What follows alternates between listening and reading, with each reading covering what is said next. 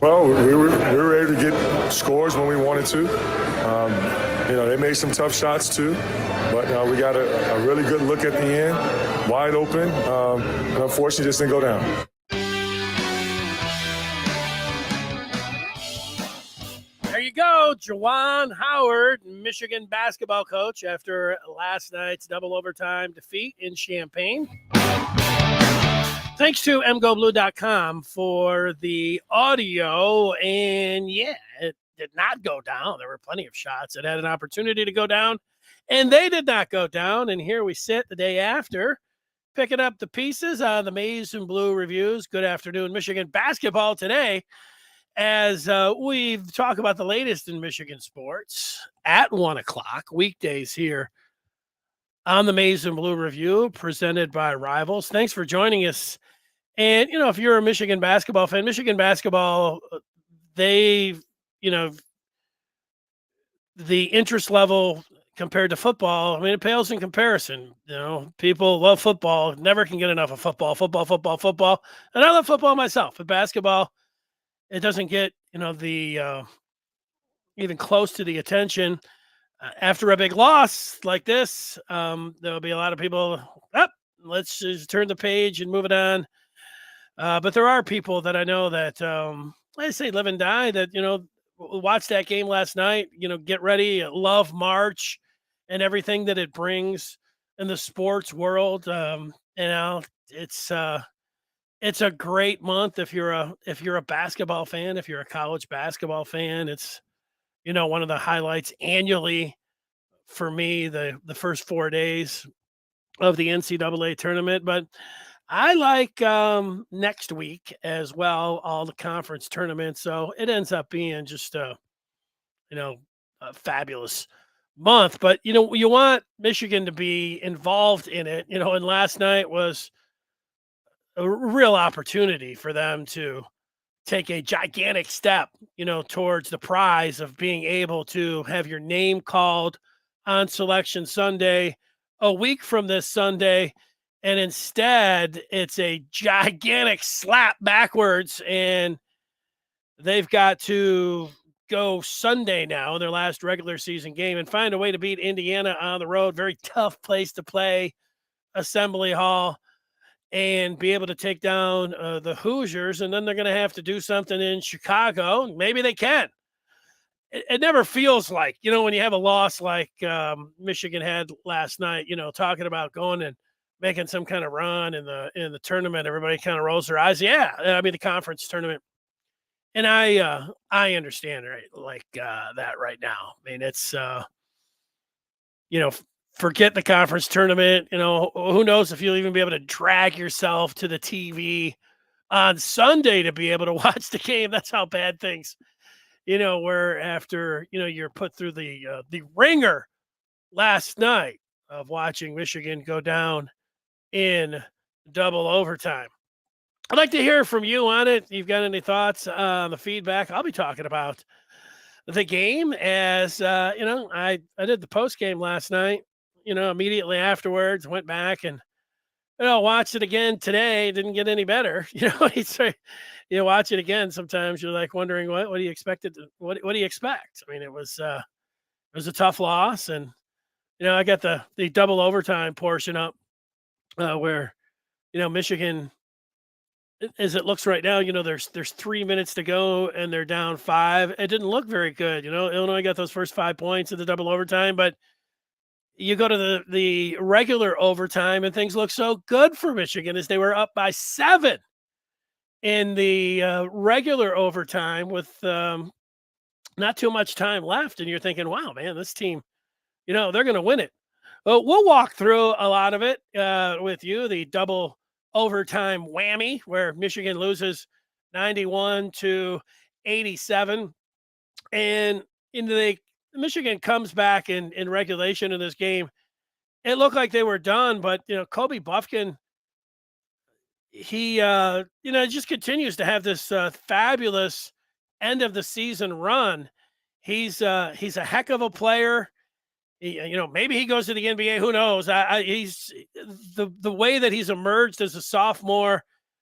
He's excellent. He did it again last night. He was fantastic to put Michigan up by 1, and then Jett Howard hit a big 3, and then Michigan had it tied.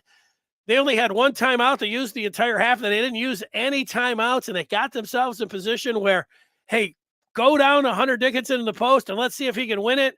They drew it up. He got it. Hunter got a pretty decent look down there and was unable to do it, so they had to go to overtime. And then I mentioned, this is the one where you're probably still kicking yourself if you're a Michigan fan, because you get up 7 points with under 2 minutes to go in overtime, 149 to be exact, and you're feeling like, all right, man, Michigan's going to win this game.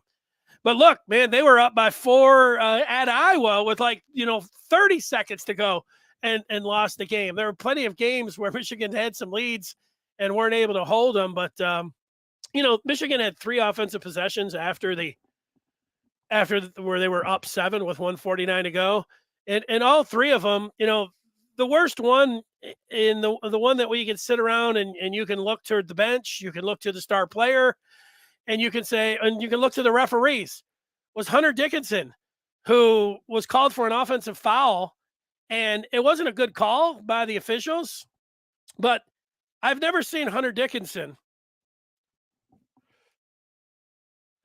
in the time he's played at Michigan, certainly not this year. I can't say that he hasn't done it ever, but I don't remember Hunter Dickinson getting the ball out at the timeline just over half court and then dribbling it down into the post. What happens when you have a big man like Dickinson, and some guys that are 7'1", do handle the ball, but Dickinson doesn't. He certainly isn't getting it over half court and then creating his own shot, driving to the lane. What happens when he puts it on the floor is everybody freaks out. Michigan freaks out. The entire team freaks out. The bench freaks out. The other team, they're thinking, oh my God, we got a chance to go ahead and steal it because we got a big man that shouldn't be dribbling it. The officials freak out, and that's what happened here. They're like, oh, the big man, let's make sure we put a big microscope on him. And they end up calling him for a push-off. That was a bad call and a tough one when you're, just a minute or seconds before that, you're up 7. They got a 3-point play. It was down to 4. But then still, Michigan, Hunter Dickinson gets doubled in the post, and he throws to Doug McDaniel, who gets this wide open. You just the way you draw it up.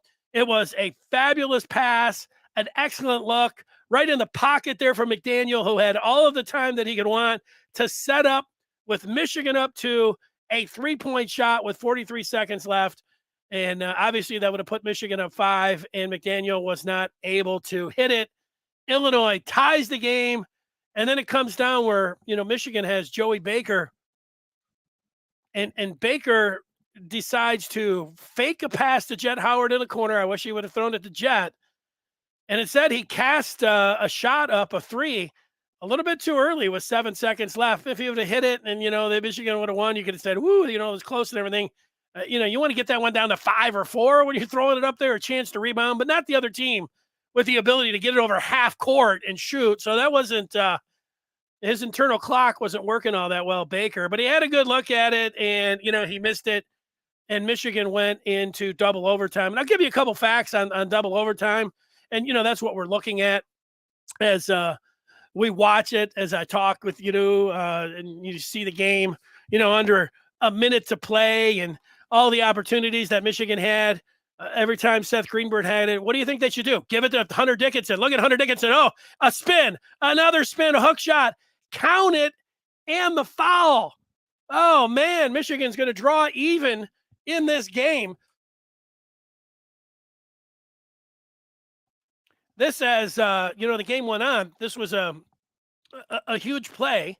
Not only does Michigan get the basket, but they get an opportunity to tie it up. Now, Dickinson misses the free throw, and he makes that. You're talking about, different strategy, different type of game.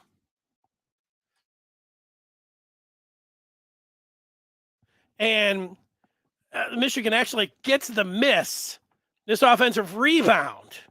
We're going to watch it here that I have up on the screen. There's 20 seconds to go. Illinois is up 1 in double overtime. And Terrence Shannon jacks up a 3. Boom, he misses it. but they cannot. Michigan cannot get the rebound. Jett had a chance. He couldn't get it, and he is forced to foul, and he ends up fouling out of the game. All big stuff here, as Michigan could have had the ball with 10 seconds to go, down one. Instead, Jett, their best three-point shooter, heads to the bench, and Illinois steps to the line.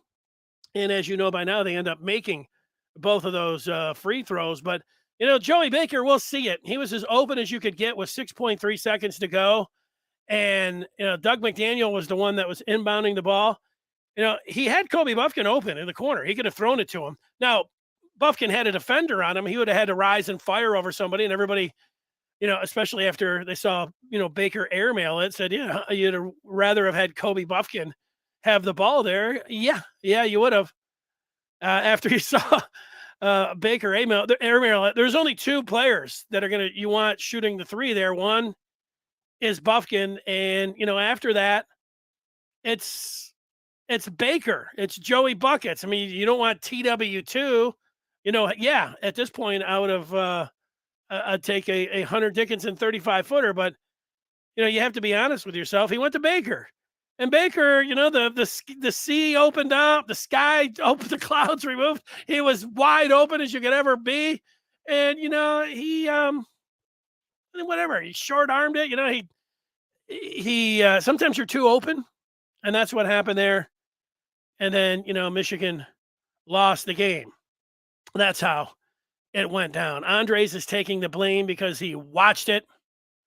Jason said Joey Buckets off the bench, 0 for 5, had an air ball in his last shot. It was a great draw by Juwan to get him open.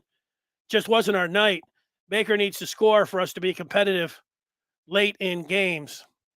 Yeah, I'll agree with you on that, Jason. Count 22 calling it a brutal loss. Yeah, it was a brutal loss. That's you're right, Account 22. It was brutal. They still have another chance. Just think how different you would feel right now if Michigan wins a double overtime game. I mean, that's sports. I know, it's like, hey, what if they would have won? Right. That's right. Andres is not going to be watching the game on Sunday. He'll be bass fishing. OT, who showed up last night in the post game, is back here at 1:00. He says it was a great game. And I think even in a loss, Michigan will make the tournament. They'll go beat Indiana and go on a mini Big Ten tournament run. OT, look at that. The optimism from OT is something that I like. We're getting ready to watch the final shot here. Michigan gets it up to the front court, and we'll call a timeout here. Andre saying Hunter and Kobe are beasts. Ice in the veins. Everyone else, meh. Count 22, not so happy with Baker at this point. Andre's talking about Jett. He needed to get that loose ball. The lack of effort from him is sad. Yeah, I don't know. He should have. He could have. I don't know. I say should have, could have here. It was a long, long threes end up, with bouncy, long rebounds. It would have been really nice for him to be able to come up with it. I don't think it was just like he was like stiff and was like, I'm not really going to give the effort here to try to win the game. But Jett was open. What he was talking about in the regular OT, Baker faked the ball down to him, and then he was open. Do you want Baker shooting or do you want Jett? At that point, Baker was only, 0 for 3 on the game. He would miss that one 0 for 4, and then miss the last one coming up here 0 for 5. The thing about this very last play is you have 6.3 seconds to go. This is not a catch and shoot type situation. Like Michigan played this out like there was 1.3 on the clock. Like you needed to catch it or 2.3 on the clock. What you'll see, we're watching it, is that Kobe Buffkin, you've only got two guys that you want to shoot. Buffkin and Baker, and Buffkin is open in the corner. Throw it to him. But look, Doug waits. He looks at him, and he doesn't throw it to him. And then Baker's as wide open as could possibly be, and, to miss it all like that, it's tough. It's tough because you dream of being in that type of situation as an athlete, and the bigger the stage, the more that you dream that you want to be in that. But when it doesn't happen, it doesn't go well. Look, it was an air ball, and you could say it was a choke situation, like because you're throwing up an air ball. I mean, all those things are fair.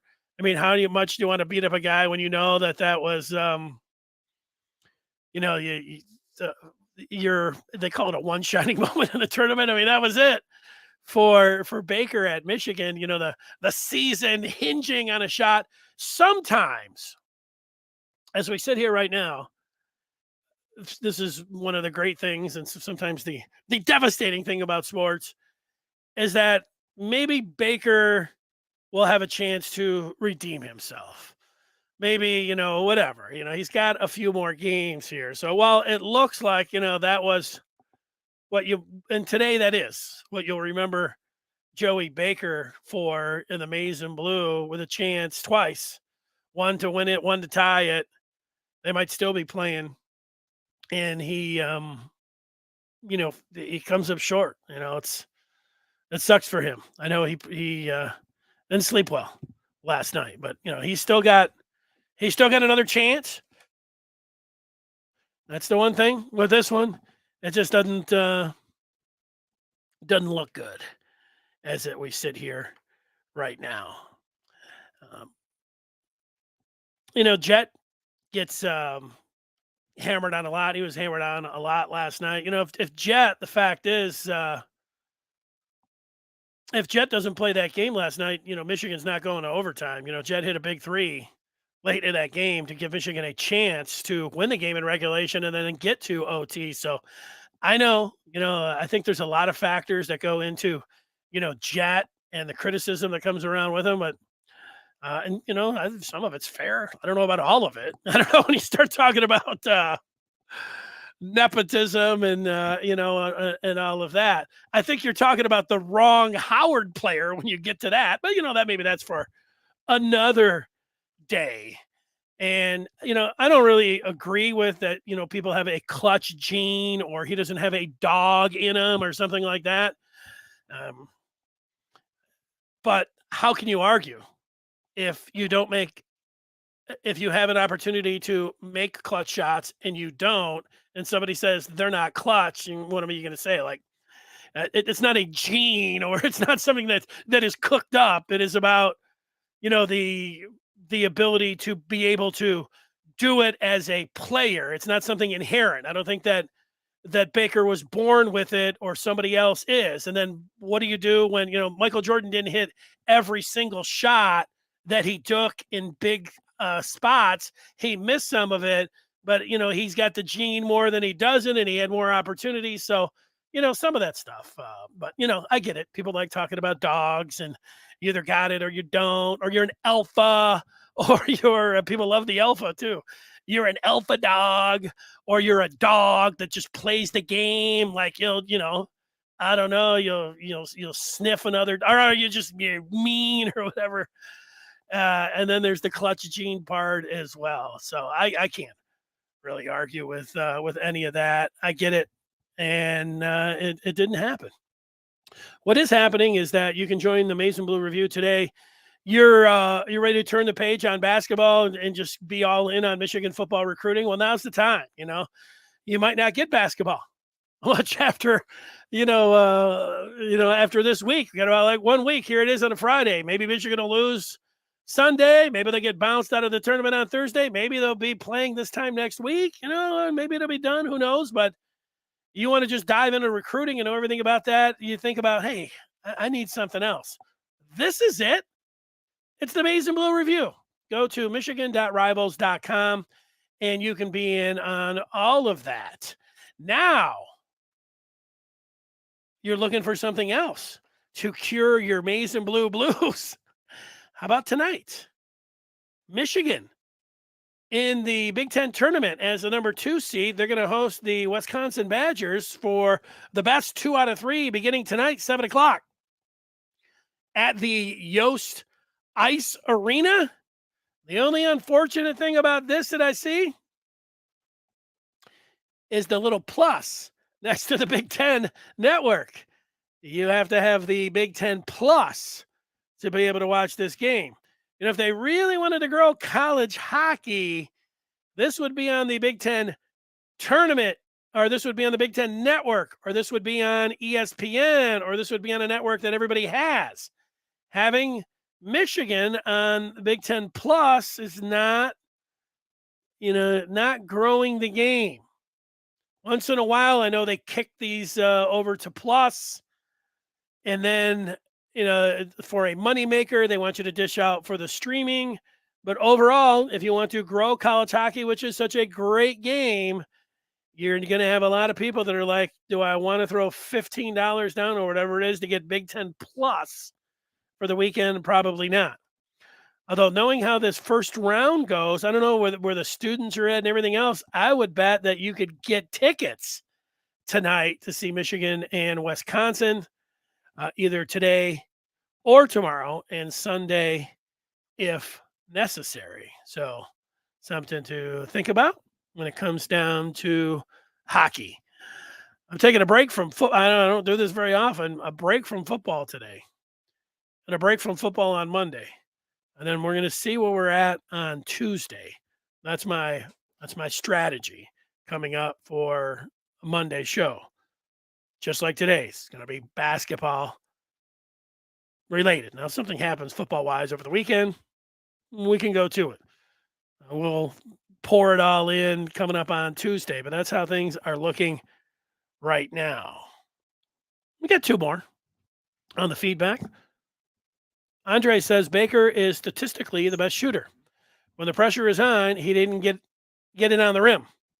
Not saying Dickinson wasn't clutch for missing on the final play in regulation.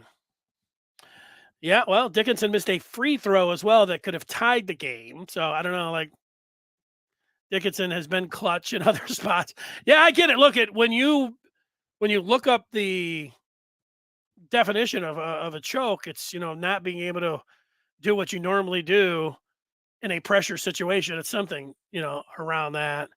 And when you're a 3-point shooter and you're left wide open and make it, you can make that case.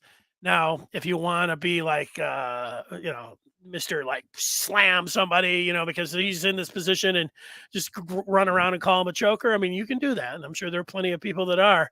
It really reminded me of 2 years ago when Franz Wagner and Michigan were taking on UCLA in the Elite Eight. Great game, similar to this. Michigan had a bunch of chances, and I don't know, 3 chances in under a minute to win the game. But the last glorious chance was, I don't know, I'd just have to guess, 15 seconds to go. And almost in the same spot that Joey Baker had, Franz frickin' Wagner, going to be a lottery pick. He's turned out fabulous. He's one of the better players in the NBA right now. But Wagner, you could have said, hey, Franz, if you want to shoot a 3 to send the team to the Final Four, where do you want to shoot it from? I think Franz would have walked out and said, right here. Right here. And that's where he got a chance from. And he airmailed it too. It's Franz Wagner. You have enough. You got to make more than you miss, And the thing about a guy like Baker is he's only been here for a minute. And so we've got such a small sample size for him. And in some of the games, he's every other game or every other week. I've been talking about it this week. We've been talking about what a key he has been for Michigan this year. He would go and then he would have a game coming off the bench. It was like 10 points. Like, oh my gosh, this is exactly what the doctor ordered. Oh, Michigan getting shooting from off the bench. Joey Baker. Then he'd go game and he'd have like one that he had last night. He'd go over. I say he is streaky. At a bad time for a bad streak for him. But, maybe he can flip it and have a good streak against the Hoosiers and then take that into Chicago. That's going to be, the idea. What can you say? We've seen it from him. Just disappointing watching Bufkin and Dickinson carry the team offensively and defensively and emotionally and getting precious little from everyone else. Yeah, well, the 2 stars of the team you're talking about. I like how Doug McDaniel has played in the second half or the back third of this season. I mean, he's really stepped up. I mean, he looks like he's going to be a star for U of M. He had a chance. Does it mean that he doesn't have that clutch gene because Michigan was up 2 with 40 seconds to go and he had a wide open 3? I'm going to say that he could still be a really good player and he could really be clutch and he could have a dog in him and all those things. I mean, he just missed a shot. That's it.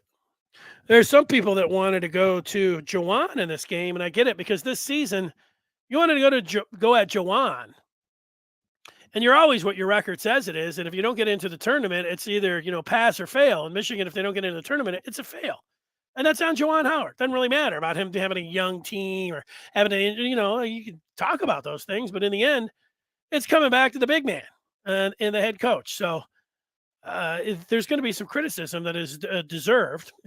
Of course, people go way overboard, especially after a loss. But last night wasn't it. I mean, Buffkin getting in the rhythm in the second half and down the stretch, Michigan continually to going to him and then setting it up and having that timeout in their back pocket that, they only had one and they were able to save it to the end and then get Dickinson. I mean, that is exactly what you want from a coaching standpoint. You want to try to draw something else up or talk about something else. And, if Jett shouldn't have been shooting the 3 to tie anything that you want to say. Coaching wise, Howard had Michigan in the right position at the end of the game. And then in the overtime, up 7, you could say that when Dickinson started dribbling the ball, that maybe he should have called the timeout there. I think that's fair. But after that, McDaniel being in a perfect position to shoot a wide open 3 for Michigan to be up 5 with 40 seconds to go. Juwan will take that shot every time. And the Baker one, I would have rather had him throw it at the Jett. He decided in overtime with 7 seconds that he was going to fire, and he missed. It's a pretty good look. What you don't want is guys scrambling. Don't feel like you got to pit. Those is a good shot. If you have a good shot, and you have it set up, to win the game, what else do you want? So then you go to the double overtime, you go to the last shot, you're like, that should have definitely went to Kobe Buffkin. All right, you can make that case. I'm not even going to argue against that. But when a player is out there that is a guard, that is a shooting guard, that is a three-point specialist, and has a wide open look at it, I can't sit around saying, oh, Juwan Howard, what's he doing over there? What's he drawing up? You ask somebody before the game. You get somebody 2 wide open looks, 2 really good looks, 1 to tie, 1 to win. You get Dickinson with a chance to win down to the post, and he has the ball. You're going to take that? The answer, yes, yes, yes. Now, is it Juwan's fault that Michigan in a bunch of these games, Indiana, Iowa, Virginia, all these big-time games that Michigan had these leads and then they evaporated? And, there's some of the late game sequences. Yeah, I mean, we can go through that and say, hey, Howard could have done a better job in some of those spots. I don't think there's any doubt about that. Because in the end, it's not just like, oh, Michigan didn't make the tournament. Juwan's fine. You win some, you lose some. There's a number of games. The biggest indictment this year on the team, and it goes right to the head coach, is that this team, I would like to know the story about January 31st when they played Central. They dogged it. They didn't have the effort. It looked like this team was celebrating the new year the night before because they came out, they played like they were hungover, and they played like dogs. And that's just not me yelling and saying, oh boy, you're being pretty tough on them. Terry Mills, the lead analyst, I had to listen to that game because it was on Big Ten Plus, and I decided, hey, why don't I go old school and listen to this one? And I'm listening to Terry Mills, and he's like, I don't know, these guys don't look like they're playing hard. Oh, well, that's kind of an indictment. And he didn't just say it once. I don't know, Brian. These guys just don't look like they're ready to play today. Oh, there's the second time. I would just tell Michigan fans that are watching this game that Michigan's just not really bringing the effort. He didn't say it once. He didn't just say it twice. He said it more than 3 times. Michigan slept walk through a quad 4 that's dragging them down that they put themselves in this situation. What's the tale of that game? Why weren't they ready? What were they doing the night before? Maybe they were all studying so late that they were so tired that they couldn't get out there. That's the criticism to be headed this team's way. What happened? Hadley. Supposedly Big Ten Plus is on Hulu and YouTube. If you have either of those channels, I do have Hulu. Is this, YouTube or True TV? Because I have YouTube and True TV, I think. Hulu. So you're saying Hulu. Hadley, I got to say that if I'm able to watch Michigan hockey tonight, it'll be because of you. He's hoping next year Fox will carry the hockey since the Big Ten Network carries the women's Big Ten tournament. That'd be nice. Now, you could complain if you were out there, not you, Hadley, and not me, because I was complaining about Big Ten Plus. You could complain and say, well, I don't have Hulu, so it's the same thing. Well, I get that. I get the old premium channels. I know, like, when I throw down hundreds, thousands, it seems like millions on my cable package for all of these different things that I'm watching. And then here comes a flipping a tournament game with Michigan in it right down the road, and I'm paying $1 million and I can't get it on TV. They want another $1 million. All right. Nice. Thanks for the advice, Hadley. JP says, let's join an over 40 league and show these folks how to win games late. I'll send you over the contract. I'm in, man. You kidding me? I'm in. I had to take, since it's the pandemic, man, I was rolling, I was playing, I was shooting, I was going. And then it's been what now for about 3 years, almost exactly. No, this is the longest stretch. I don't know, the only time I was taking 3 days off before is because everything would hurt. And I just, I had to drag myself, to get out there. But 3 years, wow. I'm ready, man. Let's go. Let's play.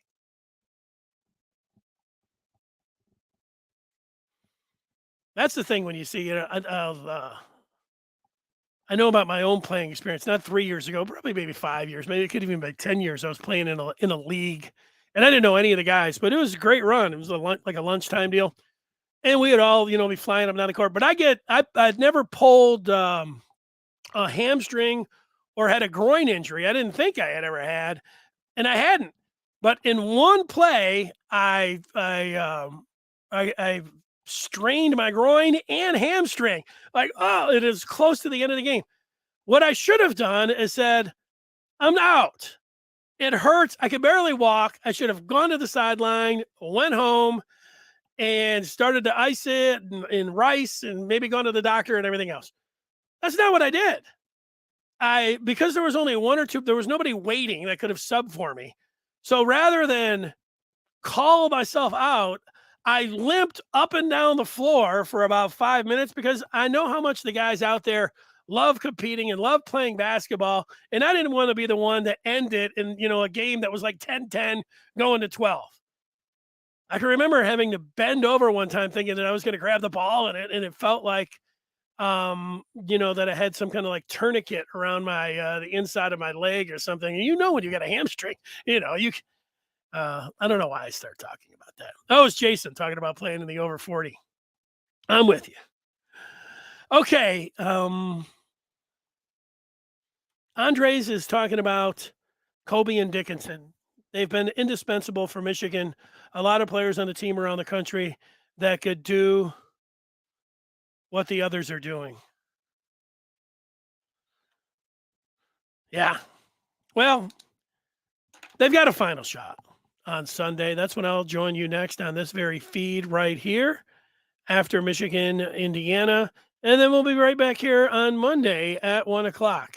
We've got, I don't know, they're talking about over a half foot of snow going to hit the area, but as I look out at the Peach Mountain, it looks beautiful out there. Maybe the snow's not going to hit. It's going to be a great day. Thanks for watching and participating. We'll see you Sunday after Michigan, Indiana, or Monday at 1 o'clock. Have a great weekend.